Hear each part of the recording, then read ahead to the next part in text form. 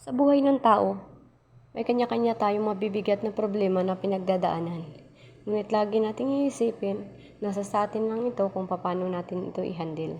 Kaya matuto tayong gawin ng tama ang lahat ng bagay at gawing makulay ang ating buhay sa pang-araw-araw. Marahil meron tayong mga pinagdadaan ng masasakit at malulungkot na mga pangyayari sa buhay natin, ngunit hindi yun sapat upang tumigil tayo ng mangarap.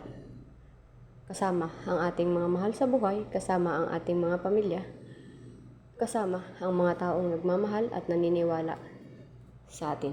Kaya laging tatandaan, ang buhay ay weather lang.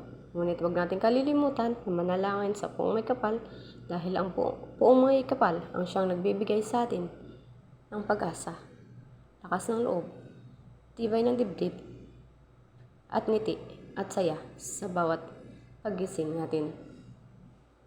Sa bawat umaga, gawin nating makulay ang buhay sa pang-araw-araw.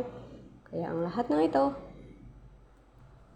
ay makakayanan natin kung sasamahan natin ng determinasyon sa lahat ng ating mga ginagawa. Maraming salamat!